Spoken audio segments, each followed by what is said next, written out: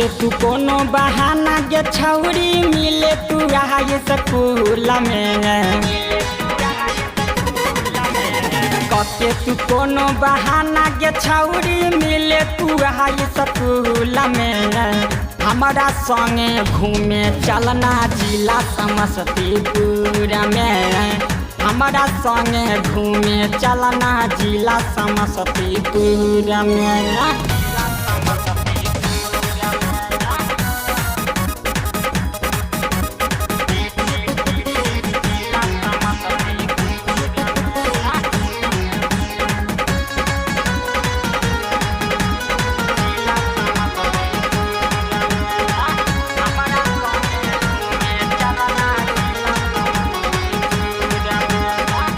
मुक्तापुर में की न दे बौला हांगाई महंगा और हम की न दे बहु हाथवा के कंगना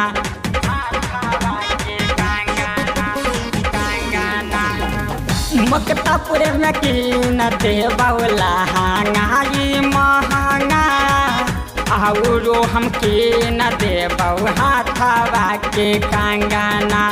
चौमीन चाट खियाई के छौरी ले जाके बास्तेपुर में चौमीन चाट खियाई के छौरी ले जाके बास्तेपुर में हमारा संगे घूमे चलना जिला समस्तीपुर में हमारा संगे घूमे चलना जिला समस्तीपुर में।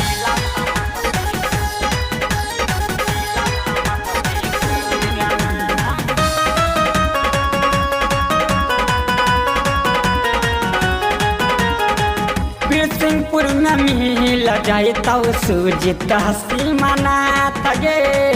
शिवराज बबलिया से जाके कली बात गे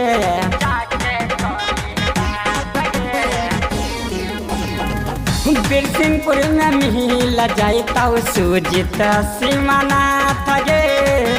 शिवराज बबलिया से जाके कली है बात गे गोपालपुर ले जाए बजरिया देखो बहु जादे नहाय छौरी दूर में गोपालपुर ले जाए बजरिया देखो बहु जादे नहाय छौरी दूर में हमारा संगे घूमे चलना जिला समस्तीपुर में हमारा संगे घूमे चलना जिला समस्तीपुर में।